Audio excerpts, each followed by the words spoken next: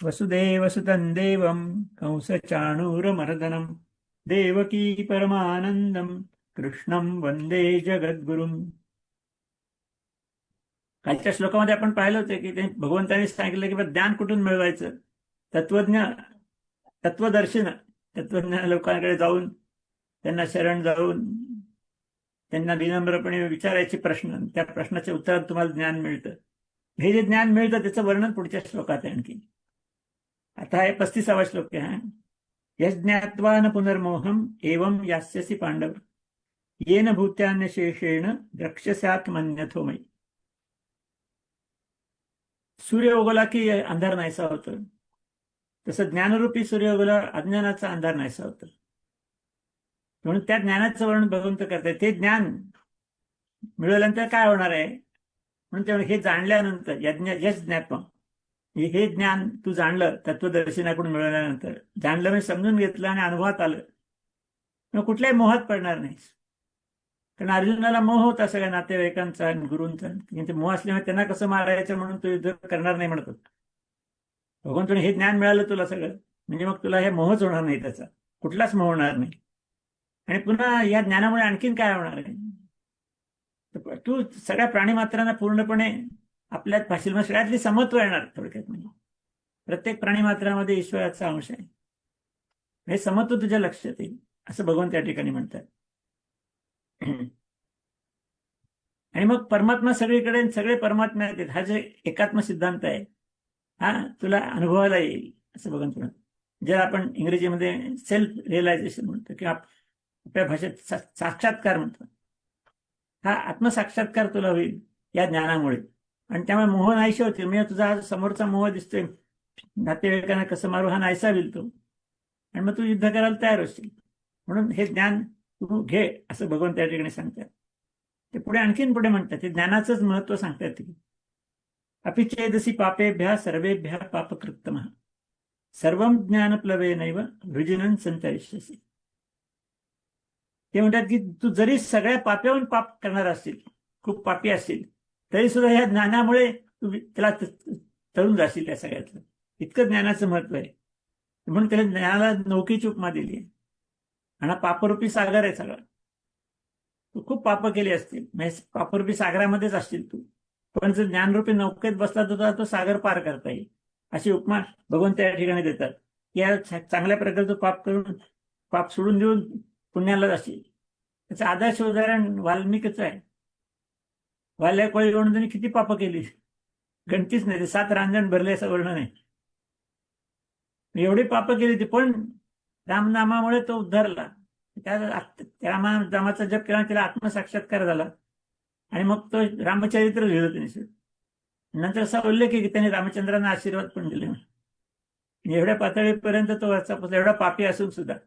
म्हणून भगवंत म्हणतो किती पापी असेल तरी तुला हे ज्ञान झालं की मग तू सगळ्यातनं उद्धारून जाशील. आणि हे ज्ञान होणं महत्वाचं. हे ज्ञान शब्दातनं चालणार नाही, लक्षात घ्यायचं. शब्दातनं आता तुम्हाला मी सांगितलं तुम्हाला कळलं, अनुभूतीतनं कळलं पाहिजे की मी देह नाही, मी आत्मा आहे आणि आत्मा परमात्म्याचा अंश आहे. आणि हा परमात्म्याचा अंश सगळीकडे आहे, दगड धोंड्यामध्ये पण आहे, सगळ्या प्राण्यांमध्ये आहे. हे सगळं ज्ञान आहे. या ज्ञानाची अनुभूती आली की मग काही मोह राहत नाही, काही नाही, काही नाही. आणि मग परमात्मा स्वरूपाच्या दिशेने आपली साधना पुढे जायला लागते. तर भगवंत ज्ञानाचंच महत्व सांगतायत. आणि ज्ञान म्हणजे आत्मा परमात्म्याचं ज्ञान, परमात्मा सगळे भरलेलं आहे. हे सगळं ज्ञान जे आहे हे ह्याला त्यांना ज्ञान म्हटलेलं आहे. ते मी वारंवार आपल्याला सांगितलेलं आहे. या ज्ञानाचीच महती सांगताना ते याच्यामध्ये म्हणतायत 37वा श्लोक आहे. यथाही धावसी समिद्धोग्निर भस्मसात कुरुते अर्जुन ज्ञानाग्नी सर्व कर्माणी भस्मसात कुरुते तथा.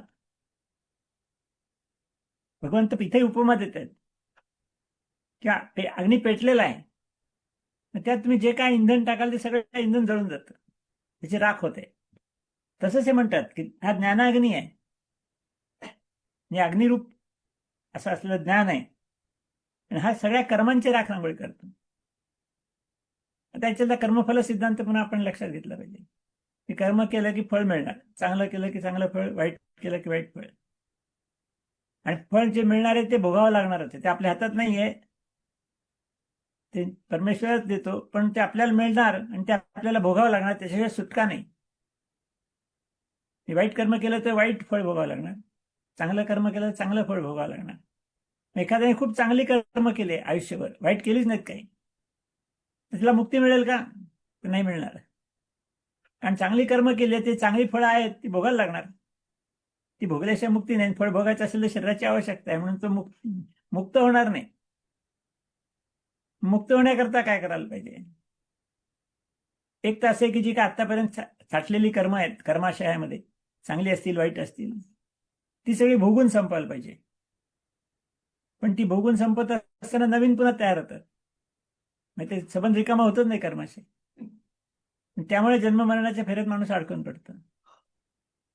म्हणून असं करायला पाहिजे की आहे ती कर्म भोगून संपवायची, नवीन कर्म ऍड नाही करायची, त्यात वाढवायची नाहीत. पण नवीन कर्म न कर्म शक्यच नाहीत. म्हणून जन्माला की कर्म करावीच लागतात. भगवंतांनी सांगितलं मागे, कर्म केल्याशिवाय राहता येतच नाही. म्हणजे हा जो गुंतागुंतीचा आहे प्रकार, हे सुटतच नाही. चांगली कर्म करा किंवा वाईट कर्म, तुम्हाला ते अडकून तर पडावंच लागतं.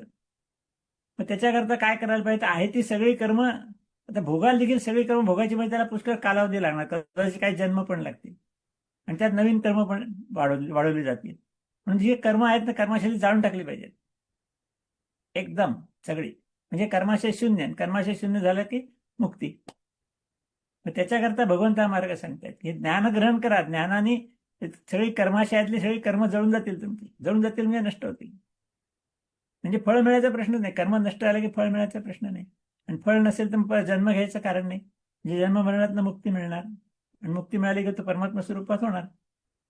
असं ते ज्ञानाचं महत्व सांगितलं. लक्षात, हे ज्ञान मिळाल्यानंतर असं होतं. हे ज्ञान तुमचं सगळे कर्म नैशी करून टाकतं. ज्याप्रमाणे पेटलेला अग्नी इंधनाचं जळून टाकतो, राख करतो, तसं हा ज्ञानाग्नी तुमच्या सगळ्या कर्मांची राख करून टाकेल, नष्ट करून टाकेल, आणि म्हणजे तुम्हाला मुक्ती मिळेल. त्याच्या पुढच्या याच्यात ते आणखीन सांगतायत, त्या ज्ञानाचंच महत्व आहे.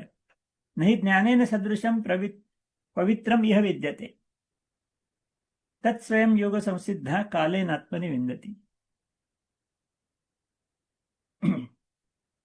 ज्ञान म्हणजे तेच आत्मज्ञान, परमात्मज्ञान, दिव्य ज्ञान.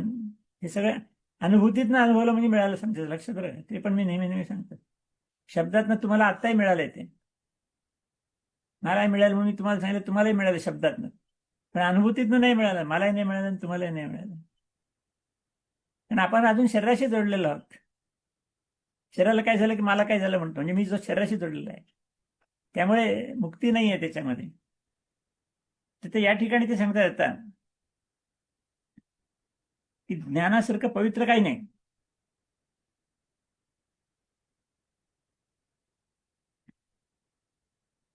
कारण मगाशी पण म्हटलं की ज्ञानाश्री कर्म पण नाहीशी होतात. म्हणून ते म्हणते नाही ज्ञानेन सदृशम पवित्रम इह विद्यते.